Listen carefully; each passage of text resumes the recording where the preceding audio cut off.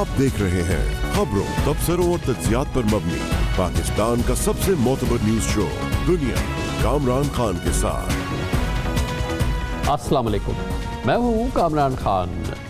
PDM इत्तेहाद उसके कलीदी रहनुमा अब ज़्यादा वक्त एक दूसरे की खिंचाई के लिए और ख़ास तौर पर नून लीग, फजलुर रहमान, JUI का ग्रुप और दूसरी जानिब है पाकिस्तान पीपल्स पार्टी और ANP एक दूसरों पर इल्ज़ामात की बौछार है और इस वक्त ज़्यादा वक्त सर्फ हो रहा है एक दूसरे के नकाइस बताने के लिए और एक दूसरे पर इल्ज़ामात लगाने के लिए।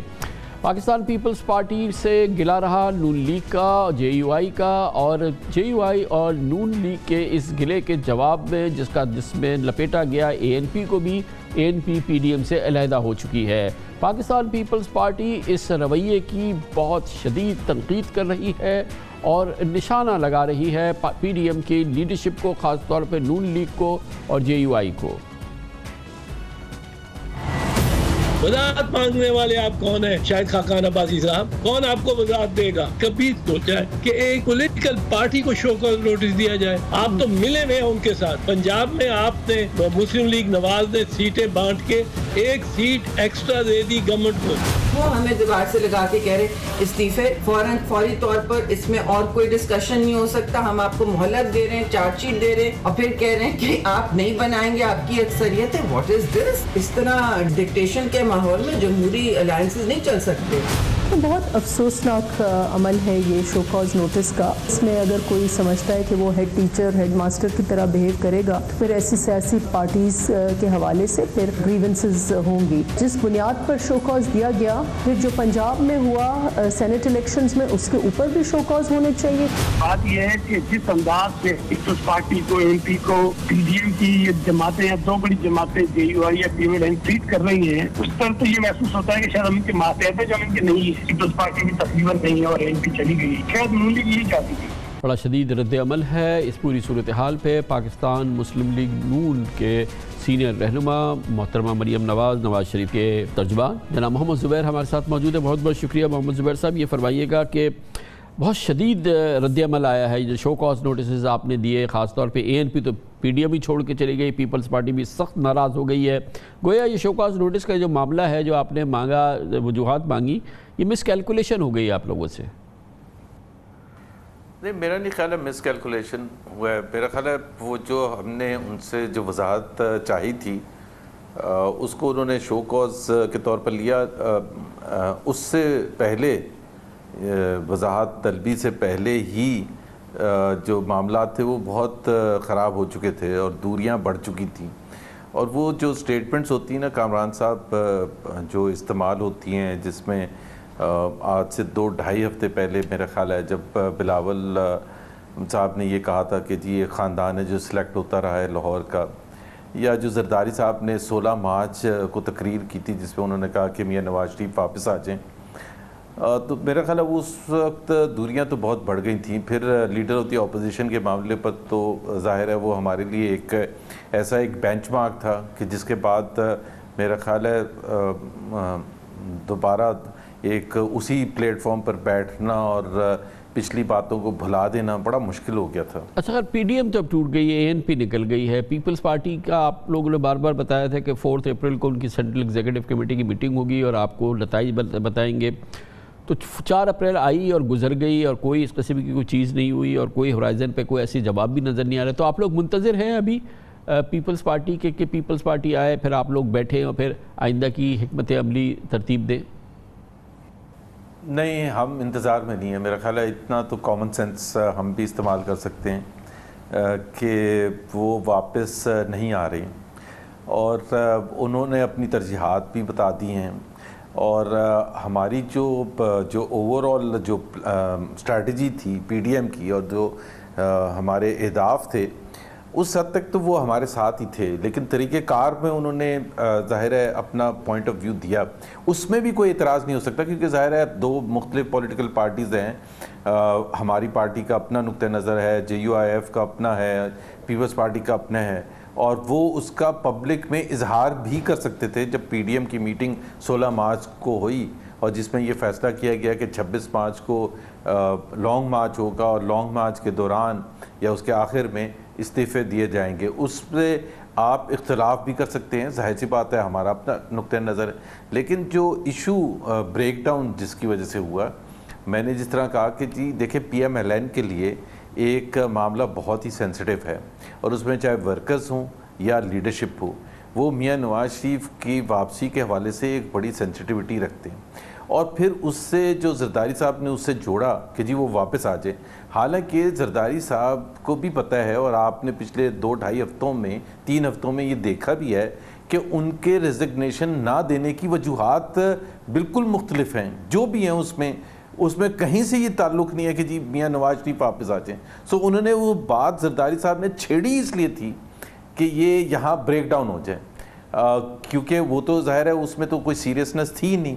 اگر سیریسنس ہوتی تو اس کے بعد یا اس سے پہلے روز ٹی وی ٹاک شوز میں, پریس کانفرنسز میں PPP کے لیڈرز کہیں تو یہ اظہار کرتے کہ جی ہم نے مشروط کیا ہے استعفوں کا میاں نواز شریف سے واپسی.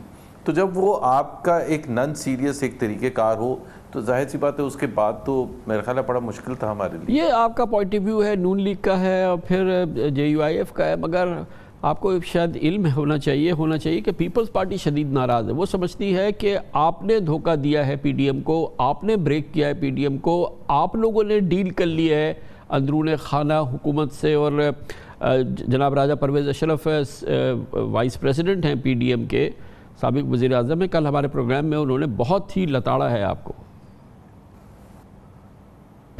یہ کسی سوچے سمجھے منصوبے کے تحت جو ہے PDM کے اتحاد کو پارا پارا کیا جا رہا ہے, اسے نقصان پہنچایا جا رہا ہے. اتحاد طریقہ ہوتا ہے کوئی چلانے کا, آپ لوگ جو ہیں وہ اتحاد کی ایک پارٹی ہیں, آپ کو اتحاد کے مالک تو نہیں ہیں. یہ کیا اتحاد چلانے کے یہی طریقے ہیں؟ ان کے ساتھ کون اتحاد کرے گا اگر ان کا یہ طور طریقے رہے؟ کون ہوتے ہیں آپ نوٹس دینے والے؟ کس حیثیت میں آپ نوٹس کر رہے ہیں بلاول بھٹو زرداری صاحب کو, اور آپ نوٹس کر رہے ہیں اسفند یار ولی صاحب کو؟ میں سمجھتا ہوں اس کے پیچھے کوئی خاص ایجنڈا ہے.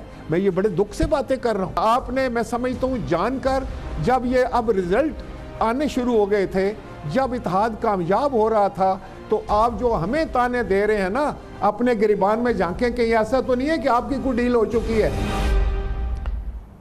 آپ ہنس رہے ہیں زبیر صاحب, مگر بڑے سنگین الزامات ہیں جو راجہ پرویز اشرف نے لگائے ہیں آپ لوگوں پہ.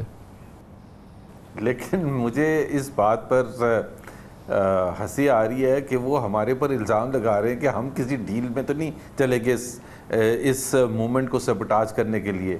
میرا خیال ہے یہ تو عمران خان جن کے ساتھ ہمارے شدید اختلافات ہیں, یا ان کی پارٹی کی لیڈرشپ ہے, وہ بھی نہیں ہمیں اس قسم کے الزام لگاتی, کہ ان کو بھی پتہ ہے کہ as far as opposition is concern to this government, اس میں تو کوئی دو رائے ہے ہی نہیں. کوئی ہمیں شک کی نگاہ سے دیکھ ہی نہیں سکتا کہ PMLN نے سب سے زیادہ, ہم نے قربانیاں بھی سب سے زیادہ, ہمارے اوپر ہی سب سے زیادہ کیسز بنے, ہمارے اتنے لیڈرز جیلوں میں گئے ہیں, ابھی بھی ریفرنسز چل رہے ہیں, ابھی بھی ہمارے پریزیڈنٹ شہباز شریف اندر بند ہیں. تو میرا نہیں خیال ہے کہ کوئی ہمیں اس چیز کا الزام دے سکتا ہے. لیکن ہیونگ سیڈ دیٹ, میرا خیال ہے اس کا بڑا سمپل سا کامران صاحب ایک طریقہ کار ہے جج کرنے کا کہ سبوٹاج یا کس نے خراب کیا ہے. پہلے دن سے آپ کو پتہ ہے PMLN کا ویو پوائنٹ تھا کہ جی لانگ مارچ بھی ہوگا اور استعفے بھی ہوں گے. ہم نے تو کبھی اس سے ویور نہیں کیا. پیپلز پارٹی نے شروع دن سے ان کا نقطہ نظر ڈیفرنٹ تھا, لیکن کبھی بھی ہم نے ان پر شک نہیں کیا تھا. آخر میں آ کے پیپلز پارٹی نے اس سے پیچھے ہٹ گئے استعفوں سے. تو ہم تو کسی چیز سے پیچھے نہیں ہٹے. ہم کون سی کمٹمنٹ تھی PMLN کی کہ PMLN اس سے پیچھے ہٹ گیا تو آپ یہ کہیں کہ دیکھیں آپ نے پہلے کچھ کہا تھا اور آپ نے آخر میں آ کے یہ کر دیا. اور دوسری بات یہ ہے کہ وہ جو لانگ مارچ تھا وہ بھی سکسیسفل ہم نے ہی بنانا تھا, کیونکہ اسینشلی پنجاب میں ہمارا ہی بیس ہے اور زیادہ تر پنجاب میں ہی لوگ ہوتے. پہلے بھی ہمیں شدید گلے شکوے تھے. آپ کو میں بتا دوں کہ جس طرح ملتان میں جلسہ ہوا اور ریلی ہوئی, بہاولپور میں جو ساؤتھ پنجاب ہے, ساؤتھ پنجاب میں پیپلز پارٹی کی کچھ حد تک پریزنس ہے compare to the rest of Punjab, لیکن پیپلز پارٹی نے کبھی کنٹریبیوٹ نہیں کیا, کبھی پارٹیسپیٹ نہیں کیا. اسلام آباد اور پنڈی میں جو الیکشن کمیشن کے باہر ہم نے ریلی نکالی تھی اور پروٹیسٹ کیا تھا, سوائے ان کے چند لیڈرز کے باقی تو کوئی بھی نہیں آیا تھا. سو ہم نے تو کبھی, ہم نے ہی سارا پلان کرنا تھا لانگ مارچ کا. وہ کہتے ہیں وہ پلاننگ کر کے بیٹھے تھے. تو ہم نے تو کوئی ایسا وعدہ نہیں کیا, کوئی ایسی کمٹمنٹ نہیں کی پی ڈی ایم کے پلیٹ فارم سے جس سے ہم نے انحراف کیا یا ہم نے کہا کہ جی اس کو اور فردر ڈیلے کرتے, بلکہ یہاں تک جو مارچ کے اینڈ میں بھی آئے تھے, ہم تو چاہتے تھے اس کو جنوری میں کرنے کے لیے, پیپلز پارٹی نے کہا تھا, اور بہت سی چیزیں پیپلز پارٹی کی ہم نے مانی بھی تھی اس دوران, یہ اس پچھلے 4-5-6 مہینے میں. ہم بائی الیکشن میں انیشلی ہم اتنے انٹرسٹڈ نہیں تھے. پیپلز پارٹی کا موقف تھا کہ بائی الیکشن میں حصہ لینا چاہیے, پیپلز پارٹی کا موقف تھا سینٹ کے الیکشنز میں حصہ لینا چاہیے. تو ایسی بات نہیں ہے کہ پیپلز پارٹی نے ہمارے ساتھ تعاون نہیں کیا تھا, بہت سی حد تک تعاون بھی کیا تھا, لیکن ہمارا خیال ہے کہ پیپلز پارٹی نے پی ڈی ایم کا پلیٹ فارم استعمال کیا ہے اپنے لانگ ٹرم پولیٹیکل بینیفٹ حاصل کرنے کے لیے. اب وہ حاصل کر سکیں گے, مجھے تو بہت شک ہے کہ وہ اگر اکیلے کھڑے ہو کے کوشش کریں گے, کیونکہ جس طرح کہتے ہیں نا کہ اگر سب پیپلز پارٹی تقریباً نکل گئی, اے این پی نکل چکی ہے, اب آپ کے پاس کھلا میدان ہے, لانگ مارچ کریں, استعفے دیں, اپنی حکمت عملی کو پوری طرح سے آگے بڑھائیں. تو اب ہم دیکھیں گے کہ جلد از جلد لانگ مارچ ہوگا, استعفے ہو جائیں گے, جیسے آپ چاہتے ہیں ویسے پی ڈی ایم آگے بڑھے گی. دیکھیں, ایک تو یہ ظاہر سی بات ہے پی ایم ایل این کوئی اتنی خوش تو نہیں ہے, یہ ایک بڑا دھچکا ہے اپوزیشن کی پالیٹکس کو, اور خاص طور پر اس بہت ہی کروشل وقت میں جب ہم سمجھتے تھے کہ جی ایک پیک کر رہی ہے موومنٹ. دو چیزیں ہیں اس میں کامران صاحب, اب ظاہر سی بات ہے ہمیں نیو الائنمنٹ دیکھنی پڑے گی اور نیا ایک اپنا پلان بنانا پڑے گا without Peoples Party and without A N P being part of P D M. اور دوسری جو پارٹیز ہیں پی ڈی ایم میں جو باقی ہیں, ان سے بھی بات کر کے ایک ظاہر ہے فارملائز کرنا پڑے گا, ایک پلان, ایک نیا پلان فارملائز کرنا پڑے گا. ویسے بھی اب تو رمضان ہے, رمضان کے بعد ہی کوئی انفولڈ ہوگا. بہت بہت شکریہ جناب محمد زبیر ہمارے ساتھ موجود ہے. کمرشل بریک, اس کے بعد ذکر کریں گے. تقریباً 9 سال بعد روس کے وزیر خارجہ پاکستان میں ہیں اور بہت اہم دورہ ہے. پاک روس تعلقات کے حوالے سے نئی امیدیں, نئے راستے سامنے آ رہے ہیں. وزیر خارجہ سرگئی لاوروف نے آج وزیر اعظم عمران خان سے, آرمی چیف سے بھی ملاقات کی ہے. سب کی بات کرتے ہیں وزیر خارجہ جناب مخدوم شاہ محمود قریشی ہمارے ساتھ ہوں گے چھوٹے سے وقفے کے بعد.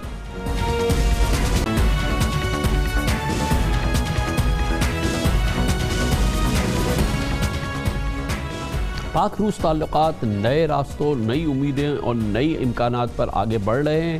توانائی اور معیشت پر مراسم مضبوط ہو رہے ہیں, دفاع اور عسکری شعبوں میں روابط بڑھ رہے ہیں, جبکہ کرونا کے وبائی ماحول میں روس نے پاکستان کو اسپوتنک ویکسین کی نئی کھیپ فراہم کرنے کی پیشکش کی ہے. گویا روسی وزیر خارجہ سرگئی لاوروف کا دورہ پاکستان دونوں ملکوں کے خارجہ تعلقات میں گیم چینجر ثابت ہو رہا ہے, جس میں روسی وزیر خارجہ مختلف تجاویز ساتھ لائے. روسی وزیر خارجہ نے آج وزیر اعظم Imran Khan, chief of army staff general Qamar Javed Bajwa سے بھی ملاقات کی اور اپنے ہم منصب جناب مخدوم شاہ محمود قریشی کے ساتھ ایک جوائنٹ پریس کانفرنس بھی کی, جس میں انہوں نے پاک روس تجارت میں 46% اضافے اور گیس پائپ لائن منصوبے پر پیش رفت پر اطمینان کا اظہار کیا. روسی وزیر خارجہ نے پاکستان سے دفاعی تعلقات کے حوالے سے بڑی امپورٹنٹ پیشکش بھی کی. اطمینان بخش بات یہ ہے کہ پاکستان اور روس کے درمیان تجارت 46% بڑھ چکی ہے اور ریکارڈ $790 ملین تک پہنچ گئی ہے. ہم سمجھتے ہیں کہ اس کی کوئی حد نہیں ہونی چاہیے. ہمیں اپنے معاشی رشتوں کو بڑھانے کی ضرورت ہے.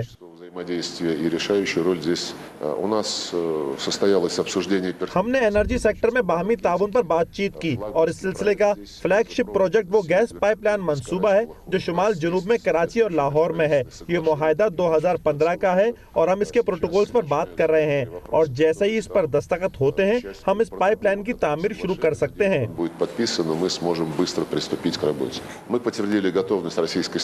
ہم تصدیق کرتے ہیں کہ پاکستان کی انسداد دہشت گردی صلاحیتوں میں اضافے کے لیے روس تیار ہے, جس میں پاکستان کو خصوصی فوجی ساز و سامان کی فراہمی بھی شامل ہے. ہم اس بات پر بھی متفق ہیں کہ ہمیں مل کر مزید فوجی مشقیں کرنی چاہیے, جس میں بری اور سمندری فوجی مشقیں شامل ہیں. اطلاعات کے مطابق روس نے دلچسپی ظاہر کی ہے پاک اسٹیل جو کہ روس نے قائم کی تھی, پاکستان اسٹیل, اس کی بحالی کے حوالے سے, کراچی کے واٹر ٹریٹمنٹ کے حوالے سے, سالڈ ویسٹ مینجمنٹ کے حوالے سے روسی پیشکش جو ہے پاکستان کو ملی ہیں. ان تمام امور کی دراصل جو حقیقت ہے اس کو جانیں گے اور اس کے لیے ہمیں جوائن کر رہے ہیں وزیر خارجہ پاکستان جناب مخدوم شاہ محمود قریشی. بہت بہت شکریہ مخدوم صاحب, آپ نے ہمیں جوائن کیا ہے. اگر میں آپ سے کہوں کہ سب سے اہم پیش رفت اس پورے دورے کی جو کہ سرتاج پیش رفت ہے وہ کیا تھی؟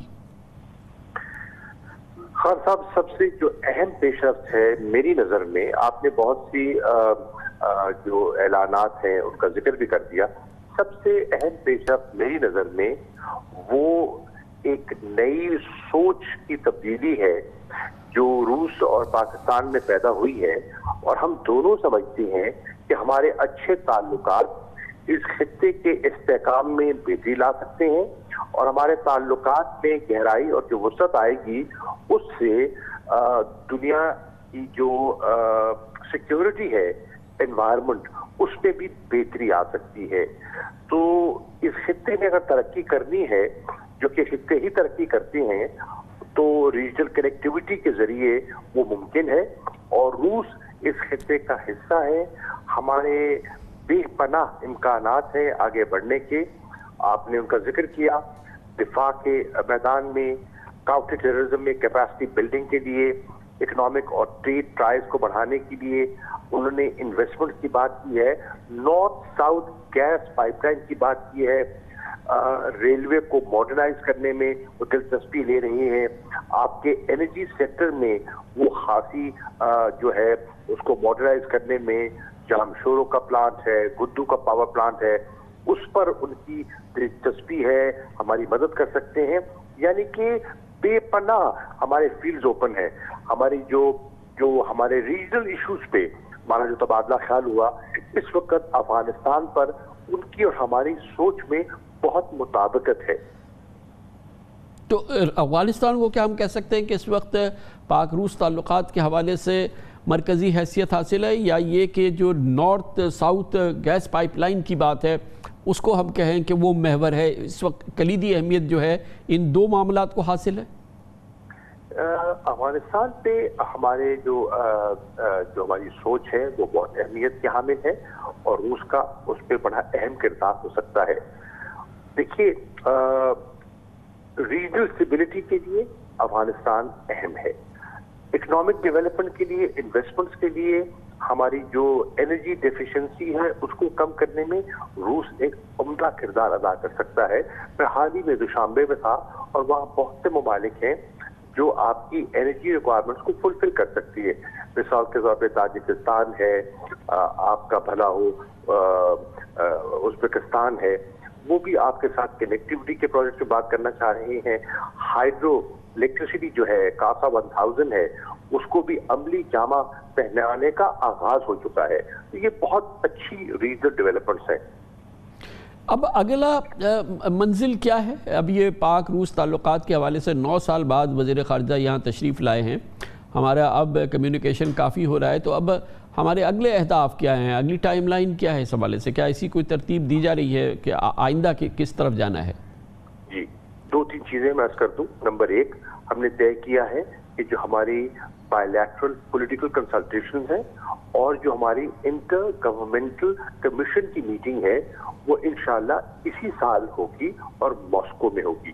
اس کے ساتھ ساتھ انہوں نے مجھے ماسکو آنے کی دعوت دی ہے تاکہ مزید ہم اپنی بائیلیٹرل معاملات پر گفتگو کریں، اور انشاءاللہ میں ماسکو جاؤں گا۔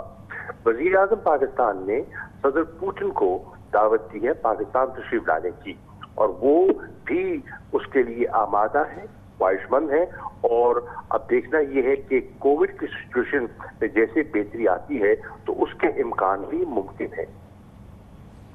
گویا کہ کووڈ کی سچویشن قابو میں آتی ہے، حالات میں بہتری آتی ہے، تو روسی صدر پوٹن پاکستان کا دورہ کر سکتے ہیں، پاکستان کا دورہ کر سکتے ہیں، اور وزیر اعظم پاکستان کو روس کی دعوت بھی دے سکتے ہیں۔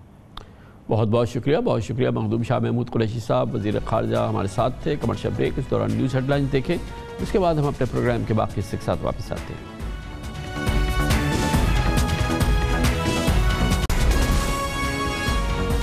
آپ دیکھ رہے ہیں خبروں، تبصروں اور تجزیات پر مبنی پاکستان کا سب سے معتبر نیوز شو دنیا، کامران خان کے ساتھ۔ پی ٹی آئی کے دیرینہ رہنما جہانگیر خان ترین اور وزیر اعظم عمران خان، جو کہ ان سے بہت ہی قریبی تعلق رکھتے تھے اپنی پوری سیاسی زندگی میں، اب ان کے تعلقات تقریباً پوائنٹ آف نو ریٹرن تک پہنچتے نظر آ رہے ہیں۔ شوگر کمیشن رپورٹ کے الزامات کے بعد ایف آئی اے نے جہانگیر خان ترین اور ان کے بیٹے علی ترین کے خلاف مبینہ منی لانڈرنگ اور مالیاتی فراڈز کے 3 مقدمات درج کر لیے ہیں۔ آج لاہور کی بینکنگ کورٹ میں جہانگیر ترین پیش ہوئے اور 3 روزہ عبوری ضمانت کے بعد میڈیا سے گفتگو میں جہانگیر خان ترین آج پھٹ پڑے۔ انہوں نے کہا، میں تحریک انصاف سے انصاف مانگ رہا ہوں۔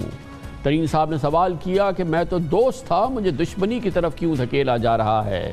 انہوں نے انتخابی کارروائی کر کے خود کو عمران خان سے دور کرنے والوں کو بے نقاب کرنے کا بھی مطالبہ کیا۔ آخر یہ انتقامی کارروائی کیوں ہو رہی ہے؟ 1 سال سے میں چپ کر کے بیٹھا ہوں۔ میری وفاداری کا کوئی اور ثبوت کس کو چاہیے؟ تو میری وفاداری کا امتحان لیا جا رہا ہے۔ ہم تحریک انصاف سے انصاف مانگ رہے ہیں۔ میں تو دوست تھا، مجھے دشمنی کی طرف کیوں دھکیل رہے ہیں؟ میں تو دوست تھا بھائی، دوست ہی رکھو۔ میں تحریک انصاف کے لیے خون پسینہ ایک کیا 10 سال۔ آپ کا کیا خیال ہے کہ میں اسی سے الگ ہو سکتا ہوں؟ بالکل نہیں۔ پاکستان تحریک انصاف میں شامل ہوں اور انشاءاللہ تعالیٰ شامل رہوں گا۔ جو بھی انتقامی کارروائی کروا رہے ہیں نا، وقت آ گیا ہے کہ ان کو بے نقاب کیا جائے۔ ان کو بے نقاب خان صاحب خود کریں، ان کو بے نقاب پاکستان تحریک انصاف کی قیادت کرے کہ یہ کون لوگ ہیں جو یہ کام کر رہے ہیں جس سے مجھے خان صاحب سے دور کر دیا گیا۔ پاکستان تحریک انصاف کو بھی کوئی زیادہ فائدہ نہیں پہنچے گا مجھے یہ اس طرح سے الگ کرنے کا۔ جہانگیر ترین اور ان کے بیٹے پہ الزام لگایا گیا ہے کہ ان کی کمپنی JDW نے 3 ارب 14 کروڑ روپے غیر قانونی طریقے سے منتقل کیے ہیں۔ منی لانڈرنگ کے لیے بھی کروڑوں روپے بیرون ملک منتقل کیے گئے ہیں۔ بظاہر ایف آئی اے کی شوگر ملز مخالف تحریک کا محور جہانگیر ترین ہی ہے اور اس وقت تک تو یہی لگ رہا ہے ایف آئی اے نے فی الحال چینی کاروبار سے وابستہ کسی نامی گرامی شخصیت کے خلاف کوئی بڑی کارروائی نہیں کی ہے، مگر ایف آئی اے کا کہنا ہے کہ 15 ایف آئی آر درج کی گئی ہیں جو مختلف شوگر مل مالکان کے حوالے سے کی گئی ہیں، مگر اس وقت اس کا محور JDW ہے کیونکہ وہ شوگر کے کاروبار میں 20% حصے دار ہے۔ آج جہانگیر ترین نے اس بات کا شکوہ بھی کیا کہ ان کی مقبولیت کو نقصان پہنچا کر تسکین حاصل کی جا رہی ہے۔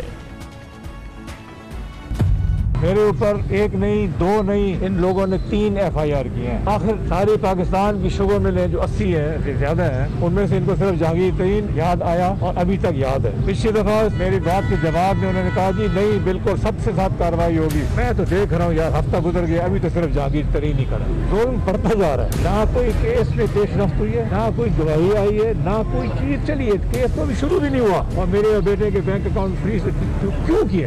گند اچھالنے سے، ڈیفیم کرنے سے، بریکنگ نیوز چلانے سے کسی کے اوپر کوئی فرق نہیں پڑتا۔ یہ آپ صرف اپنے آپ کو خوش کر رہے ہیں۔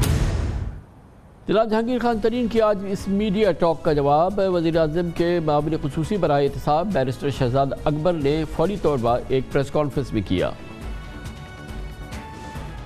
بڑا ضروری ہے کہ اس کے اوپر بھی کلیئرٹی آ جائے، وہ ہے جہانگیر خان ترین صاحب کا معاملہ، JDW کا معاملہ۔ سوال کرنا بہت ضروری ہے کیونکہ اگر آپ کا نعرہ احتساب کا ہے تو پھر یہ نہیں ہو سکتا کہ آپ دوسروں کا احتساب کریں اور اپنوں کا نہ کریں، اور یہ ہرگز نہیں ہے کہ کسی ایک گروہ کو، ایک مل کو یا ایک شخص کو سنگل آؤٹ کیا جا رہا ہے، کوئی کسی کو ٹارگٹ نہیں کیا جا رہا، اکراس دا بورڈ اکاؤنٹیبلٹی کی جا رہی ہے۔ اور JDW جو ہے وہ شوگر پروڈکشن کا 20% ہے پاکستان کا، یہ چھوٹا گروپ نہیں ہے، واحد گروپ ہے جو 20% پروڈکشن ہے، جو بڑی اچھی بات ہے، بری بات نہیں، لیکن 20%۔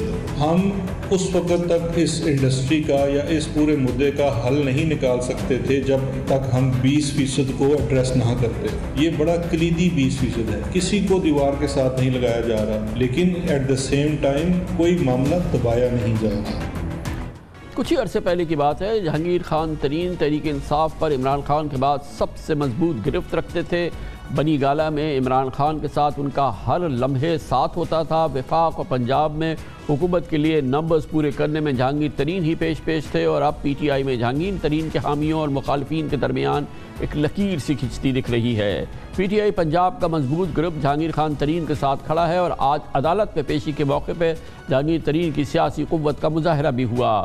ان کی پیشی سے پہلے ان کے گھر میں PTI کے اراکین اسمبلی اور رہنماؤں کی بیٹھک بھی ہوئی۔ रुकन कौमी असम्बली राजा रियाज समेत 3 रुकन कौमी असम्बली, 10 रुकन पंजाब असम्बली, टिकट होल्डर्स और मुतादिद मकामी रहनुमा आज जनाब तरीन के साथ इजहार यकजहती के लिए उनके घर पर और अदालत में मौजूद थे। बिलाशुबा PTI पंजाब में इस तकसीम का वज़ीर आज़म इमरान खान को नाकाबिल तलाफ़ी सियासी नुकसान पहुँच सकता है और महज 11 अरकान की अक्सरियत पर खड़ी बुज़दार हुकूमत डगमगा भी सकती है। यह भी हकीकत है कि वज़ीर आज़म इमरान खान और जहांगीर खान तरीन की दोस्ती में दरारें इतनी गहरी नहीं जो पुर न हो सके। चंद माह पहले वज़ीर आज़म इमरान खान और जहांगीर खान तरीन ने मुझे अपने इंटरव्यूज़ में एक दूसरे के लिए निहायत गर्मजोशी के जज्बात का इजहार किया था। जहांगीर तरीन का जिक्र आते ही वज़ीर आज़म इमरान खान की आवाज़ में दर्द नुमाया था। इमरान खान ने जहांगीर तरीन को सियासत में करीब तरीन साथी करार दिया और तस्लीम किया था कि जहांगीर तरीन का चीनी कारोबार सबसे ज़्यादा मुनज़्ज़म है। जहांगीर जो मेरी स्ट्रगल थी पिछले 7-8 साल में, जो मेरे साथ जिसने सबसे मेहनत की थी वो जहांगीर तरीन है। बदकिस्मती है कि जब ये हमें प्रोब की शुगर के ऊपर, ये नहीं हो सकता था कि मैं कहूँ कि अच्छा जहांगीर तरीन की फैक्ट्रियाँ ना हो बाकियों की हो, वो तो सबकी होनी पड़नी थी, नहीं तो वो इंसाफ ही नहीं है, वो तो फिर विक्टिमाइजेशन होगी ना, दूसरों की करें। तो उसके अंदर जाहिर है कि जहांगीर भी बीच में आ गए। इसकी मुझे अफसोस बहुत हुआ। अफसोस इसलिए हुआ कि मेरे करीब सबसे, बल्कि मेरी अगर पॉलिटिकल लोगों में दोस्ती थी तो वो तो जहांगीर तरीन से थी। इसमें तो कोई शक नहीं कि जहांगीर बाकियों से बहुत आगे हैं हर तरह, उनके जो काम करने, उनकी सलाहियत, उनकी मैनेजरियल स्किल्स, बाकी कोई उनका मुकाबला नहीं कर सकता। दूसरी जानिब जहांगीर खान तरीन ने अपने इंटरव्यू में हमें कहा था कि एक दूसरे से ताल्लुक़ की गहराई वो और इमरान खान ही जानते हैं। जहांगीर तरीन का कहना था कि वो खान साहब या PTI के खिलाफ बात करने का सोच भी नहीं सकते। इस उम्मीद का उन्होंने इजहार किया था कि जब वो शुगर स्कैंडल में सुरखरू होंगे तो तमाम दरारें भर जाएंगी। ये जो प्राइम मिनिस्टर ने आपके प्रोग्राम में जज्बात का इजहार किया था, मुझे बहुत हौसला बना। ये उनकी भी बड़ाई है कि उन्होंने ये बातें की, मगर हमारा बड़ा ताल्लुक था।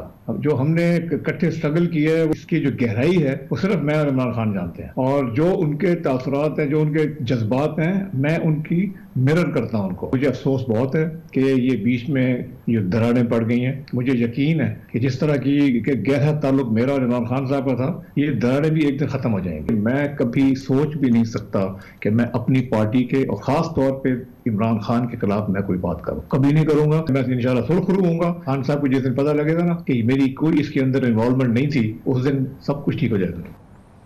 बहुत ही गंभीर इल्ज़ामात हैं जो कि FIA ने लगाए हैं। 3 FIRs दर्ज की हैं। ये इल्ज़ामात अखबारात में भी छपे हैं, टेलीविज़न पर भी आए हैं, मुसलसल इनकी तशहीर हो रही है।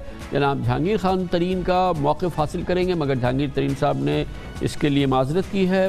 मगर हमने उनके वकील जनाब सलमान सफदर को रिक्वेस्ट की है, वो हमारे साथ मौजूद हैं। बहुत बहुत शुक्रिया सलमान सफदर साहब। 3 FIRs हैं, मुख्तलिफ इल्ज़ामात हैं। बुनियादी तौर पर इल्ज़ामात ये हैं कि एक तरफ तो कॉर्पोरेट फ्रॉड हुआ है क्योंकि JDW एक लिस्टेड कंपनी है, और बाकी जो विड्रॉल्स हुए हैं, कैश विड्रॉल्स हुए हैं, डॉलर परचेजेस हुए हैं, और फिर ट्रांसफ़र्स हुए हैं पैसों के लंदन में। ये 3 डिफरेंट FIRs है। एक जनरल आपका रिस्पॉन्स क्या है इन तीनों FIRs पे? देखिए कामरान साहब, ये जो JDW की इंक्वायरी फेडरल इन्वेस्टिगेटिंग एजेंसी ने स्टार्ट की है लास्ट ईयर की, और जब ये की तो जहांगीर खान तरीन साहब और उनके बेटे दोनों मुल्क से बाहर थे, और उनकी एब्सेंस में JDW ग्रुप ने तमाम रिकॉर्ड FIA के रूबरू पेश होके तो वो फुल जो है वो कॉपरेट होती रही, और नज़र यही आता रहा कि FIA स्ट्रगल करती रही अपनी इंक्वायरी के अंदर और कोई जुर्म उनसे बन ना पाया। और वो जो टिपिकल टैक्टिक्स और हथकंडे इस्तेमाल किए जाते हैं गवाहों को डराने धमकाने का, वो भी सिलसिला जारी रहा। और फाइनली लास्ट ईयर एक FIR आ जाती है, केस FIR 51। ये पहली FIR थी जो जहांगीर खान तरीन साहब और उनके फैमिली मेम्बर्स के अगेंस्ट थी। और अगर मैं आपको उसका क्रक्स और जेस्ट दे दूँ तो उस FIR में मेन इल्ज़ाम ये है कि आपने ऐसे कारोबार में एक पैसा इन्वेस्ट किया है जिसने इतना ज़्यादा मुनाफा नहीं दिया। तो कारोबारों में नुकसान भी होता है और नफ़ा भी होता है, नुकसान भी होता है, तो इस पर क्रिमिनल प्रोसिक्यूशन कभी इनिशिएट नहीं की जाती। उसके बाद मुझे तो यही लगता है कि वो पहली अटेम्प्ट में भी कोई जुर्म ना बन सका, मगर उसमें बिला वजह क्रिमिनल ब्रीच ऑफ ट्रस्ट और एंटी मनी लॉन्ड्रिंग जैसे संगीन इल्ज़ामात। एंटी मनी लॉन्ड्रिंग अलेज करना बड़ा आसान है और उसको साबित करना बड़ा मुश्किल है, और उसकी जो बेसिक अब तो बड़ी क्लैरिटी आ गई है। काजी फायज़ ईसा साहब की जजमेंट के बाद बेशुमार और भी फैसले आ गए हैं कि पूरे जुडिशल सिस्टम को क्लैरिटी है कि मनी लॉन्ड्रिंग क्या है। मनी लॉन्ड्रिंग का जो बेसिक रूल है वो ये है कि प्रोसीड्स ऑफ क्राइम हो, जिसको आप डिस्गाइज करें और उनको छुपा दें और वो ट्रेल छुप जाएं, कोई बेनामी अकाउंट्स इस्तेमाल हो। ऐसा इधर कुछ नहीं हुआ। उसके बाद जब ये नया साल चढ़ता है तो नया साल चढ़ते ही सरप्राइज़ मिलता है, 2 FIR और आ जाती हैं, केस FIR 17 और 18। तो लगता ये है कि तीनों FIRों में बात नहीं बनी FIA से, और FIA जिसका काम फेडरल गवर्नमेंट के साथ कोई नेक्सस हो जुर्म का, वो इन तीनों FIRs में रेपिटेशन भी है। मैं एक आपको इस FIR में जो सबसे बड़ा नुक्स बताऊं वो ये है, और आपको हैरान करेगी ये बात, कि मेन इल्ज़ाम ये है कि इस कंपनी में पब्लिक का, अवामुन नास का भी पैसा था। तो सबसे पहली बात ये कि जो इसकी कॉम्पोजिशन है कंपनी की, तकरीबन 90% इसकी मलकियत JDW ग्रुप की फैमिली है, जिसमें खुद जहांगीर तरीन साहब ये लिस्टेड कंपनी जो है ना, JDW जो है वैसे तो लिस्टेड कंपनी है। जब लिस्टेड कंपनी है तो उसका मतलब है कि पब्लिक शेयर होल्डर है उसमें। जी ऑफ कोर्स है, मगर मैं अपने पॉइंट पर आता हूँ। 12% अगर शेयर होल्डर्स हैं तो कामरान साहब during the course of inquiry और FIR की रजिस्ट्रेशन के बाद कोई एक अग्रीव्ड शेयर होल्डर सामने नहीं आया इस गिले से कि जहांगीर खान तरीन साहब इम्प्रूडेंट रहे या अनवाइज इन्वेस्टमेंट्स करते रहे। तो जब कोई मुदई ना हो, जब किसी का गिला ही ना हो और शिकवा ही ना हो, और फिर FIR जो है वो दर्ज की जाए FIA की जानिब से, तो ये मेरा ख्याल है कि ये एक बड़ा this must raise some eyebrows. तो ये कॉग्निजेबल बात नहीं है सलमान साहब के तरीन साहब ने एलिजिडली 3 बिलियन रुपीस जो हैं वो JDW से अपने दामाद वलीद अकबर की कंपनी में जो फारूकी पल्प प्राइवेट लिमिटेड थी उसमें ट्रांसफ़र किए, और ये जो ट्रांसफ़र था ये फ्रॉडुलेंट था, ये फ्रॉडुलेंट इन्वेस्टमेंट थी एलिजिडली, और ये पर्सनल गेन्स के लिए किया गया। देखिए बात ये दिस इज़ वन एलिगेशन जिसका बड़ा तफसीली जवाब FIA को दिया। ये जो इन्वेस्टमेंट थी ये एक वो इन्वेस्टमेंट है जो कि आज भी इसके ऊपर अगर सर्वे करवा लिया जाए तो इसके अंदर बड़ा दम मिलेगा इस इन्वेस्टमेंट में। और जैसे मैंने कहा कि आप इन्वेस्टमेंट्स करते हैं, overall this group has been very successful. Jahangir तरीन साहब मुझे तो कोई पॉलिटिशियन तो अब बने, इससे पहले तो he was a successful businessman and an entrepreneur. आप 10 कारोबार में इन्वेस्ट करते हैं, 8 चलते हैं, 2 नहीं भी चलते, दो प्रोग्राम्स ठप हो जाते हैं। सो उनका JK डेयरीज भी चल रहा है, JK फार्मिंग भी चल रहा है, JDW शुगर भी बहुत सक्सेसफुली चल रहा है। तो 10 इन्वेस्टमेंट्स में अगर एक इन्वेस्टमेंट जिसमें शेयर होल्डर्स ऑन बोर्ड थे, उनके सैंक्शन से, उनके अप्रूवल से, और आज दिन तक वो एग्रीव्ड नहीं है, तो किसको प्रॉब्लम है? तो क्या किसी को आप इल्जाम दे सकते हैं कि आपने अपना ही पैसा? सलमान साहब ये तो ठीक है, ये एक बिजनेस इन्वेस्टमेंट है जो कि शायद उसके जो डिज़ायरेबल रिजल्ट्स थे वो नहीं आए, इट वेंट फेल, जो भी उसका हुआ। लेकिन ये जो विड्रॉल्स हैं, जो 7.4 मिलियन डॉलर्स की विड्रॉल जो लोकल मार्केट से परचेज़ किए हैं साहबजादे ने, अली खान तरीन ने 7.4 मिलियन डॉलर, और फिर वो UK ट्रांसफ़र किए और वहाँ पे प्रॉपर्टीज़ ख़रीदी। FIA कहती है अपनी FIR में कि ये तो पेटेंटली मनी लॉन्ड्रिंग है। देखिए मनी लॉन्ड्रिंग पर दोबारा आते हैं। मनी लॉन्ड्रिंग का लफ्ज़ तीनों FIRों में बार बार इस्तेमाल किया हुआ है और बग़ैर मनी लॉन्ड्रिंग को समझे हुए किया है। मैं तो आज ये कहना चाहूँगा, या हमें मनी लॉन्ड्रिंग की समझ नहीं है या फेडरल इन्वेस्टिगेटिंग एजेंसी को समझ नहीं है।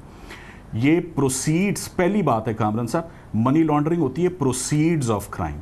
कोई खुदा ना खास्ता कोई हेरोइन का पैसा हो, कोई काले धन का पैसा हो जिसको आप लॉन्डर करते हैं और फिर आप उसको वाइट करते हैं, तो ये तो शुगर इंडस्ट्री से या लेजिटिमेट बिजनेसेस से अगर कमाया हुआ पैसा है तो ये कैसे, और अगर ये पैसा रूट बैंकिंग चैनल्स के थ्रू हुआ है, जैसे कि आपने बताया एक अकाउंट से निकाल के दूसरे अकाउंट में पैसा डाल दिया गया है, इसमें तो इससे ज़्यादा तो ट्रांसपेरेंट ट्रांजैक्शन बैंकिंग हो नहीं सकती। सो आई फेल टू अंडरस्टैंड कि इसमें मनी लॉन्ड्रिंग कैसे।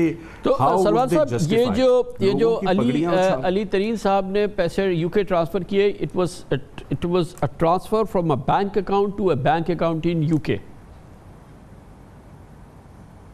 जी, ये बात अली तरीन के पास everything is properly documented. We are also due before the federal investigating agency on the 9th for the first time.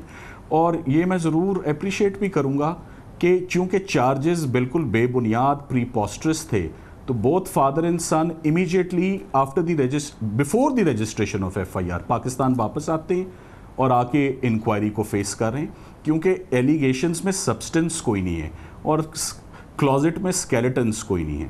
तो ये शामिल तफ्तीश हो के ये इल्ज़ाम लगाना बड़ा आसान है मनी लॉन्ड्रिंग का, but money laundering is very technical और मनी लॉन्ड्रिंग यहाँ पर हुई कोई नहीं है. कोई एंटी मनी लॉन्ड्रिंग का ऑफेंस सलमान साहब, एक तीसरी FIR में कहा गया कि 2.2 बिलियन डॉलर्स जो हैं, वो माफ़ कीजिएगा 2.2 बिलियन रुपीस जो हैं, वो एक कोई लो लेवल वो था वर्कर JDW का कॉर्पोरेट हेड ऑफिस में, वो कैश उठाता था और वो डिपॉजिट कराता था तरीन साहब के और उनके साहबजादे के अकाउंट्स में. तो ये कैश डिपॉजिट जो है वो बकौल FIA के कॉग्निजेबल ऑफेंस है, जिस पर उनकी FIR भी काटी गई है. जी कामल साहब, मुझे खुशी हुई आपने ये सवाल पूछा, इसका जवाब देना चाहूँगा. आमिर वारिस एक एम्प्लॉई है, एक पुराना एम्प्लॉई है. ये जो इल्ज़ाम देते हैं उसको एग्जैजरेट करने के लिए 2.2 बिलियन, ये नहीं बताते कि कितने सालों में उसने विड्रॉ किया. और अगर एक शख्स ने कैश विड्रॉ किया है, कैश विड्रॉ करना जुर्म नहीं है, और कैश विड्रॉ करके अपने ही अकाउंट्स में जमा करवा देना वो भी जुर्म नहीं है. सो बड़ी बेसिक कॉमन सेंस लगानी है हमने इस पूरी ट्रांजैक्शन पे कि आप आमिर वारिस जो कैश राइडर, जिसको आपने ये मनी लॉन्ड्रिंग में उसको उसका रोल जो है इंसुलेट करके एग्जैजरेट करके पेश करना चाहा है, वो आमिर वारिस जो है वो कितने अरसे में ये और वो डे टू डे अफेयर्स तमाम FIA को फहरिस्त दी गई है कि ये पैसा किधर जाता रहा है. और ये डे टू डे अफेयर्स के मैंने जो उसकी कैलकुलेशन की, वो 60 लाख रुपया जो है वो कि लगभग वो 60 लाख के करीब वो निकलता था उसकी, जब वो आप डिवीजन करते हैं उसकी, तो वो ब्रेक डाउन जब करते हैं कि कितने अरसे में पैसा निकला, तो उसकी वो बड़ा ट्रिवियल और माइनर अमाउंट बन जाता है. सिर्फ उसको इंसुलेट करके एग्जैजरेट करके पेश किया गया. एक बात और कहना चाहूँगा मैं आपके इस प्रोग्राम में, तासुर ये है पूरी आवाम को कि ये शुगर रिलेटेड और प्राइस एस्केलेशन से रिलेटेड ये जुर्म है. जितनी तीनों FIRों में शुगर से रिलेटेड जिक्र ही कोई नहीं. इतना पुराना गए, 12 साल पुराने अफेयर्स कुरेदते रहे हैं, ढूंढते रहे कि कुछ ना कुछ तो मिले. और अगर कुछ है भी कामरान साहब, एट बेस्ट कुछ बनता भी है, तो वो बड़ी माइनर सी SECP की वायलेशंस निकल सकती हैं, कुछ टैक्स की बात निकल सकती है. वो हरगिज़ क्रिमिनल ब्रीच ऑफ ट्रस्ट नहीं है, वो हरगिज़ मनी लॉन्ड्रिंग नहीं है. सो ये सीरीज़ ऑफ FIRs एक के बाद दो, ये क्या ज़रूरत पड़ी FIR को कि इतने शॉर्ट स्पेन ऑफ टाइम में इन्होंने जो है वो एक वॉली ऑफ FIRs जो फायर कर रहे हैं. और मैं समझता हूँ कि आने वाले दिनों में ये मज़ीद भी करेंगे. इवन बरतानिया में शुगर की प्राइसेस के ज़रा चार्ट्स देख लें कि कितनी फ्लक्चुएशन है. UK नहीं कंट्रोल कर सका शुगर को, तो पाकिस्तान में तो और बहुत सारी चीज़ें. FIA को और बेहतर काम करने चाहिए बजाय इसके कि वो ये चीनी. Thank you so much Salman Safdar साहब, बहुत बहुत शुक्रिया. एलिगेशंस, FIRs, मीडिया रिपोर्ट्स, अखबारात में खबरें छपी हैं. एलिगेशंस, उसके हवाले से जनाब जहांगीर खान तरीन का मौक़िफ़ उनके वकील सलमान सफदर दे रहे थे. आज की एक अहम खबर थी कि जब जनाब जहांगीर खान तरीन अदालत में पेश हुए, उनके साथ पाकिस्तान तहरीक इंसाफ के 3 मेंबर कौमी असम्बली और तकरीबन 1 दर्जन के करीब सूबाई असम्बली के मेंबरान शामिल थे. एक शो ऑफ स्ट्रेंथ भी था, सियासी ताकत का इस्तेमाल भी था, नज़र आया. इसकी बात करेंगे और इस मौके पर मौजूद थे जनाब राजा रियाज, रुकन कौमी असम्बली, हमारे साथ होंगे छोटे से वक्फे के बाद. जनाब जहांगीर खान तरीन, उनकी फैमिली, उनकी बिजनेसेस के ख़िलाफ़ इल्ज़ामात, FIA के इल्ज़ामात, उस पर हम मौक़िफ़ हासिल कर रहे थे उनके वकील सलमान सफदर का. लेकिन आज का माहौल और ये तमाम जो जहांगीर खान तरीन से मुंसलिक डेवलपमेंट्स है, इसका एक सियासी अंसर भी है. और आज जब जहांगीर खान तरीन लाहौर की अदालत में पेश हुए, उनके साथ 1 दर्जन से ज़ायद PTI के अरकान कौमी असम्बली और सूबाई असम्बली मौजूद थे. और यकीनन जहांगीर खान तरीन साहब भी कहते थे कि मुझे दोस्ती से दुश्मनी की तरफ धकेला ना जाए. اس پوری صورتحال پر اس کے سیاسی اثرات پر بات کرنے کے لیے ہمارے ساتھ موجود ہے پاکستان تحریک انصاف کے ممبر قومی اسمبلی جہانگیر خان ترین صاحب کے ساتھ آج مسلسل موجود رہے جناب راجہ ریاض ہمارے ساتھ ہیں. بہت بہت شکریہ راجہ صاحب. یہ فرمائیے گا کہ آج جو آپ لوگ ترین صاحب کے ساتھ چلے اور تمام اراکین اسمبلی ایک منسٹر بھی تھے, اس کا مقصد کیا تھا بنیادی طور پہ؟ کیا عمران خان صاحب کو یہ پیغام دینا تھا کہ یہ کارروائی روکی جائے, یا یہ کہ کیا چاہتے تھے آپ لوگ؟ کامران صاحب آج ہم جو عدالت میں گئے ہیں, ہمارا مقصد آزار یکجہتی تھا, اور ہم عمران خان صاحب سے یہ مطالبہ کرنے گئے تھے کہ ایک سازش کے تحت جہانگیر ترین صاحب کو دوار کے ساتھ لگایا جا رہا ہے, اور ان کے خلاف یہ جو ایف آئی آر دی جا رہی ہیں یہ انصاف پر مبنی نہیں ہیں, یہ ان کے ساتھ زیادتی ہو رہی ہے. اس لیے ہم تمام دوست وہاں گئے اور ہم نے خان صاحب سے سب سے پہلے تو جہانگیر ترین صاحب نے خود کہا کہ میں تحریک انصاف سے انصاف مانگتا ہوں, اور پھر ہم نے بھی یہی بات کہی کہ خان صاحب میرٹ کریں, انصاف کریں. کچھ لوگ چاہتے ہیں کہ پی ٹی آئی میں ان کو یکتر دوار کے ساتھ لگا دیا جائے, تو ہم یہ سمجھتے ہیں کہ یہ زیادتی ہے, کوئی ریلیف دیا جائے. لیکن اگر راجہ صاحب چلنے دینا, یہ ایف آئی آرز ہیں, اور یہ ایف آئی اے اگر اپنا کیس ثابت نہیں کر سکے گی تو ترین صاحب اور ان کی فیملی ساری بری ہو جائے گی. تو جو قانون کا راستہ ہے وہ تو یہی ہے کہ انویسٹیگیشن ہوئی ہے, پھر ایف آئی آر ہوئی ہے, اب چالان ہوگا, کیس چلے گا, اور پھر پتہ چل جائے گا کہ جرم تھا یا نہیں. دیکھیں, ہمیں کیس چلانے پہ کوئی اعتراض نہیں ہے, کیس چلے, نہ ترین صاحب کو اعتراض ہے نہ ہمیں اعتراض ہے, لیکن ہم یہ سمجھتے ہیں کہ یہ زیادتی کی جا رہی ہے, ان کو نشانہ بنایا جا رہا ہے, ان کو ٹارگٹ کیا جا رہا ہے. ہم یہ خان صاحب سے کہتے ہیں کہ وہ آپ کے قریبی دوست ہیں, تحریک انصاف کا ساسا ہیں, تحریک انصاف کو ان سے بہت فائدہ پہنچا ہے, اور آئندہ فیوچر میں بھی وہ تحریک انصاف کے لیے بہت کچھ کر سکتے ہیں, بہت فائدہ پہنچا سکتے ہیں. یہ فرمائیے گا کہ کیا آپ لوگ جو ہیں وہ آج یہ ثابت کرنا چاہ رہے تھے کہ آپ جہانگیر خان ترین صاحب کے ساتھ ہیں, مگر جو یہ اس وقت کیفیت چل رہی ہے, اگر اس میں مثال کے طور پہ آپ کے نزدیک مزید خرابی آتی ہے تو آپ لوگوں کا کیا رد عمل ہوگا, کیا آپ کرنا چاہتے ہیں, اس کے بعد کانسیکوینسز کیا ہوں گے اس چیز کے؟ اگر خان صاحب میرٹ پہ یہ انکوائریاں کرا لیں, کچھ لوگ جو اس میں انوالو ہیں ان کو سائٹ پہ رکھ کے یہ انکوائریاں کرا لیں, تو اگر جہانگیر ترین میں کوئی نقص ہو تو ہم ہرگز یہ اپیل نہیں کریں گے. لیکن ہم تحریک انصاف کا ایک ورکر ہو یا لیڈر ہو, پورے پاکستان میں وہ یہ محسوس کر رہے ہیں کہ جہانگیر ترین کے ساتھ زیادتی ہو رہی ہے, اور ہم یہ کہتے ہیں یہ محض یہ 12-13 لوگ نہیں ہیں ممبران اسمبلی جو کہ آج آپ کے ساتھ تھے, پروونشل اسمبلی کے, نیشنل اسمبلی کے, اور بھی لوگ ہیں جو کہ پارلیمنٹ میں ہیں, اور پی ٹی آئی کے اہم لوگ ہیں جو جہانگیر ترین صاحب کے ساتھ سولیڈیریٹی دکھانا چاہتے ہیں یا ہے ان کی.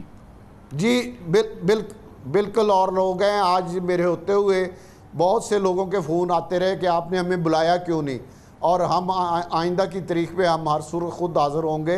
بہت سے ورکروں کے فون آئے, لیڈروں کے فون آئے, ٹکٹ ہولڈرز کے فون آئے, اور ممبران قومی صوبائی اسمبلی کے بھی میری موجودگی میں فون آتے رہے کہ آپ نے ہمیں بتایا کیوں نہیں, ہم نے بھی جانا تھا, آئندہ تاریخ پہ ہم ساتھ جائیں گے. تو ہم کوئی تحریک انصاف میں نہ کوئی فاورٹ بلاک بنا رہے ہیں. جہانگیر ترین خود کہتے ہیں کہ میں تحریک انصاف میں ہوں اور عمران خان میرا لیڈر ہے, تو اس کے بعد تو بات ہی ختم. صرف اگر ہم تحریک انصاف میں رہ کے یہ دیکھ رہے ہیں کہ ایک آدمی کے ساتھ زیادتی ہو رہی ہے, تو اس کی اگر ہم عمران خان کو ریکویسٹ کرتے ہیں تو میں سمجھتا ہوں کامران خان صاحب یہ بڑا جائز مطالبہ ہے. تھینک یو سو مچ, بہت بہت شکریہ جناب راجہ ریاض ہمارے ساتھ موجود تھے. کمرشل بریک, اس کے بعد ذکر کریں گے احتساب کا عمل سست روی کا شکار رہتا ہے. ایک بار احتساب کیس داخل ہو جائے, نیب کیس چلا جائے, نیب کورٹ پہ چلا جائے, سالوں کے لیے آپ بھول جائیں, سال گزر جاتے ہیں, فیصلہ ہونے کو نہیں ہوتا اور تمام کیفیت بدل جاتی ہے. بڑا اسٹیپ ہے, بڑا ایک قدم لیا گیا ہے. چیف جسٹس آف پاکستان کے حکم پہ 30 نئی احتساب عدالتیں قائم کی گئی ہیں اور اس کی تیاری تقریباً مکمل ہو گئی ہے. تفصیلات ہمیں دیں گے وزیر قانون ڈاکٹر فروغ نسیم ایک چھوٹے سے وقفے کے بعد. ہمارے ملک میں کرپشن کے کیسز تو بن جاتے ہیں، کرپشن کی بات ہر خاص و عام کی زبان پر ہوتی ہے، مگر جب یہ کیسز بن جاتے ہیں تو پھر اس کے بعد یہ کیسز چلتے رہتے ہیں۔ سماعت کا آغاز ہو بھی جائے مگر اس کا فیصلہ آتے آتے سالوں لگ جاتے ہیں، اور اگر آئے سال ہا سال گزر جاتے ہیں، فیصلے بھی نہیں آتے، جج بدل جاتے ہیں، وکیل کیس بھول جاتے ہیں، گواہ یہاں وہاں ہو جاتے ہیں یا اللہ کو پیارا ہو جاتے ہیں، اور یہ انجام ہوتا ہے عام کیسز کا، نیب کے عام کرپشن کے کیسز کا یہی انجام ہے جو کہ ہم سال ہا سال سے دیکھنے میں آ رہے ہیں۔ اس سلسلے میں اب ایک اہم سالڈ پازیٹیو ڈیولپمنٹ ہوئی ہے۔ ان کو جلد از جلد، ان کیسز کو جلد از جلد منطقی انجام تک پہنچانے کے لیے حکومت کی جانب سے وزارت قانون نے 30 نئی اسپیشل کورٹس کے قیام کو منظور کیا ہے، اس کی تیاری کر لی گئی ہے۔ 30 نئی احتساب عدالتیں قائم کی جائیں گی، عملے کی ہائرنگ بھی مکمل ہونے کے قریب ہے، جس کے بعد متعلقہ ہائی کورٹ کے چیف جسٹسز کی سفارش پر ججز کی تعیناتی ہوگی۔ بتایا جا رہا ہے کہ اگلے ماہ یا عید کے بعد سے ان عدالتوں میں روزانہ کی بنیاد پر کیسز کی سماعت کا آغاز ہو جائے گا۔ یہ بہت بڑی ڈیولپمنٹ ہوں گی۔ 30 نئی عدالتیں احتساب کے معاملات کے لیے اگر قائم ہو جاتی ہیں تو یقیناً یہ ایک بہت ہی امپورٹنٹ ڈیولپمنٹ ہوگی، اور نیب کے پاس کرپشن کیسز کو نپٹانے میں دیر ہو جانے کا کوئی عذر نہیں رہے گا۔ نیب مطلوبہ اب پروفیشنل پروسیکیوشن ٹیمیں تیار کرنی ہوں گی۔ حکومت کے مطابق اس وقت 24 احتساب عدالتیں مکمل طور پر فعال ہیں، جن میں کرپشن کے 975 کے قریب کیسز زیر التوا ہیں، جبکہ نیب کے مطابق زیر التوا کیسز کی تعداد 1226 ہے۔ یہ پچھلے سال جولائی میں احتساب عدالتوں کے فیصلے میں تاخیر سے متعلق سو موٹو کیس کی سماعت کے دوران چیف جسٹس آف پاکستان جناب جسٹس گلزار احمد نے وفاقی حکومت کو 120 نئی احتساب عدالتیں قائم کرنے کی ہدایت کی تھی، اور ریمارکس میں کہا تھا کہ نیب ریفرنس کا جلد فیصلہ نہ ہونے سے نیب کا قانون کا مقصد ہی ختم ہو جائے گا۔ کیا نیب اپنے قانون کی عملداری میں سنجیدہ ہے؟ 20 سال سے نیب کے ریفرنسز زیر التوا ہیں، کیوں نہ نیب قانون کو غیر آئینی قرار دے دیں؟ سپریم کورٹ نے نیب کی غیر مؤثر پروسیکیوشن سے متعلق کہا تھا کہ غلطیوں سے بھرپور ریفرنس پر عدالتوں کو فیصلہ کرنے میں مشکلات ہوتی ہے۔ کرپشن مقدمات کے فیصلوں میں تاخیر کا آغاز ہی نیب کے آفس سے ہوتا ہے۔ نیب میں تفتیش کا معیار جانچنے کا کوئی نظام نہیں۔ اب حکومت نے 120 عدالتوں میں سے 30 عدالتوں کے قیام کو ممکن بنایا ہے۔ یقیناً یہ بہت اچھی پازیٹیو ڈیولپمنٹ ہے۔ اس پر بات کرنے کے لیے ہمارے ساتھ موجود ہے وفاقی وزیر قانون بیرسٹر ڈاکٹر فروغ نسیم۔ بہت بہت شکریہ ڈاکٹر صاحب۔ یہ فرمائیے گا کہ کیا ہم کہہ سکتے ہیں کہ یہ 30 عدالتیں جو کہ اس سے 2 گنا زیادہ ہیں جو کہ موجودہ پاکستان میں احتساب عدالتیں ہیں، تو یہ اب قابل عمل ہونے والی آپریشنلائز ہو جائیں گی جلد؟ جی کامران صاحب ایسے ہی ہے، اور میں صرف ایک 1.5 جملہ اور اس میں بڑھا دوں کہ اب یہ لاء منسٹری نے جتنے بھی ریفارمز کیے تھے، پہلے تو پورے سسٹم کو ڈی کنسٹرکٹ کیا اور پھر نئے کنسٹرکٹ کر کے نئے جو اس کے پروپوزلز تھے، نئے قوانین تھے، وہ سارے ان پلیس لائے، اور اب لاء منسٹری جو ہے وہ امپلیمنٹیشن فیز میں داخل ہو گئی ہے۔ ان تمام چیزوں کو امپلیمنٹ کرنے کے لیے ڈسپائٹ ہمیں جتنی ڈیلیز ہوئیں ہر جگہ سے انکلوڈنگ اپوزیشن، سو مچ سو کہ ابھی ویری ریسنٹلی ہفتہ بھر پہلے اسلام آباد ہائی کورٹ نے یہ کہا ہے، کلیئرلی کہا ہے، اخبارات میں ٹی وی میں یہ باتیں آئی ہیں کہ جو 70 سال میں کام نہیں ہوا وہ پہلی دفعہ ان 2 سالوں میں اس لاء منسٹری نے کر کے دیا ہے، اور وہ بالکل جو چیزیں رکھی گئی ہیں عدالتوں کے سامنے، سول پروسیجر کوڈ ہے، کرمنل ریفارمز ہے، آپ سمجھیے سکسیشن سرٹیفکیٹس ہیں، سو آن سو فورتھ۔ اب یہ نیب کی عدالتیں جو تھیں، یہ آپ سمجھیے کہ پچھلے 20-21 سال سے اس میں کیس پڑے ہوئے ہیں، 20-21 سال سے، ہمیں تو ابھی 2 سال ہوئے ہیں، 2.5 سال ہوئے ہیں۔ ابھی 20-21 سال کا جو سارا جو برڈن تھا، اس کو دیکھ کے میں چیف جسٹس صاحب کا بڑا شکر گزار ہوں کہ انہوں نے انیشیٹو لیا، ہم لوگ نے بھی پوری بھرپور معاونت کی اور عزم کیا ہوا ہے۔ 30 اکاؤنٹیبلٹی جو کورٹس ہیں پوری پاکستان میں، پہلے تو اس کو اپروول ہوا کیبنٹ سے، پھر اس کو اسٹیبلش کیا گیا، اس کے بعد اس کا سٹاف انگیج کرنے کے لیے، ہائر کرنے کے لیے جو ایڈ شیڈ دیے کو 48,000 اپلیکیشنز آئیں ڈفرینٹ اس کی جابز میں، تو وہ سارے انٹرویوز ہوئے، سلیکشن ہوئے، کیونکہ ٹرانسپیرنسی رکھنی ہے، اور اب کوئی 125 کے قریب اسامیاں جو ہیں بالکل وہ فائنلائز ہو گئی ہیں، پر ہو گئی ہیں. سمجھیے کہ نیکسٹ 2-3 دن میں 4 دن میں وہ اپوائنٹمنٹ لیٹرز ایشو ہو جائیں گے. پھر ساتھ ساتھ کوئی ہفتے 10 دن سے ہم نے لیٹرز بھی سارے لکھے ہوئے ہیں تمام چیف جسٹسز کو کہ آپ اپنے نامنیز دیں، کیونکہ جو ایگزسٹنگ نیب کی جو قانون ہے اس کے اندر چیف جسٹس جو ہے وہ ریکمینڈ کرتا ہے، کنسلٹیشن ہوتا ہے، اور ایگزسٹنگ ڈسٹرکٹ ججز میں سے نیب کے ججز رکھے جاتے ہیں. لیکن میرے خیال میں وہاں سے ابھی تک تو ہمارے پاس نامینیشنز نہیں آئی ہیں اس طرح. لیکن میرا یہ ماننا ہے، میری یہ فیلنگ ہے کہ یہ ہم اب اس کے اندر ایک نیا آرڈیننس لے کے آ رہے ہیں، اور اس آرڈیننس میں یہ ہوگا کیونکہ یہاں اتنے ڈسٹرکٹ ججز نہیں ہیں کہ ان کو ہم یہ ایڈیشنل رسپانسبلٹیز دے دیں، ڈسٹرکٹ سے ہٹا دیں. تو ہم کر یہ رہے ہیں کہ نیا جو آرڈیننس ہے یہ ہم مارکیٹ سے بھی ایڈوکیٹس کو اٹھائیں گے، ہم ساتھ ساتھ ریٹائرڈ ججز ہیں ان کو بھی لیں گے، اور ان کا پیکیج ہوگا سیم ایز ہائی کورٹ ججز، اور کنسلٹیشن صرف چیف جسٹس آف پاکستان سے ہوگی تاکہ سینٹرلائز سسٹم ہو اور پیرٹی ہو اس طرح کے اپوائنٹمنٹس جس کیلیبر کے ہم کرنا چاہتے ہیں. وہ ججز جو کہ ان کو ڈے ٹو ڈے پھر چلا کے یہ 20 سال کی ہماری تمام پینڈنسی پاکستان کی ختم کریں. 3 سال کا کانٹریکٹ ہوگا. تو یہ میں آپ کو پہلے ہی سے پریمپٹ کر کے بتا دیا ہے، کیونکہ لا منسٹری تو اس وقت وار فوٹنگ پہ کام کر رہی ہے ہر طرح سے تاکہ یہ جتنا بھی ریفارم ہم نے کیا ہے وہ بالکل کمپلیٹ ہو جائے، لوگوں کے سامنے آ جائے. اب نیب کو اپنی ذمہ داری نبھانی ہے. نیب کو نئے پروسیکیوٹرز بہرحال یہ تو گاڑی ہوگی تو اس کو تو ڈرائیو کرنا، اس کو چلانا، اس کو مینٹین کرنا، اس کو باقاعدہ متحرک رکھنا وہ تو نیب کا کام ہوگا. نیب کی سخت جو ہمیں بتائی جاتی ہے نیب کی جانب سے کہ ان کے پاس تو پروسیکیوٹرز نہیں ہیں، پروسیکیوٹرز ہیں تو بہت ہی ان کی کوئی کوالٹی ہر ایک کی بہت اچھی نہیں ہے، پھر کیسز بنانے میں وہاں کے بڑے مسائل ہیں. تو میرے خیال میں جو ہم ایک آبزرور کی حیثیت سے سمجھ رہے ہیں کہ یہ تو شاید 40% یا 35% یا زیادہ سے زیادہ آدھا کام ہے. آدھا کام تو اب نیب نے کرنا ہے. میری بات ہوئی پروسیکیوٹر جنرل بڑے اچھے آدمی ہیں جسٹس اصغر حیدر، اور وہ مجھ سے ایگری کرتے ہیں کہ نیب کو بھی اپنے نئے پیکیج کے ساتھ نئے پروسیکیوٹرز کو لانا ہے. اس پہ بھی میری ان سے سیر حاصل ڈسکشن ہر وقت کا رہتا ہے، اور بہت جلدی ساتھ کیونکہ یہ سارا کام کولیٹرل ہو رہا ہے. اور اچھا بہت سا کام ہم نے جان کے اس کی تشہیر نہیں کی، کیونکہ کوئی چیز کر دیں پھر ہزار وہ سفارشیں آنا، یہ ساری چکر، تو وہ ہم نے سارا کام کر دیا ہے. نیب کے ساتھ بھی ہمارا بھرپور انگیجمنٹ ہے. نیب ٹھیک ہے بہت سی چیزیں ہیں لیکن بہت سا کام انہوں نے اچھا بھی کیا ہے.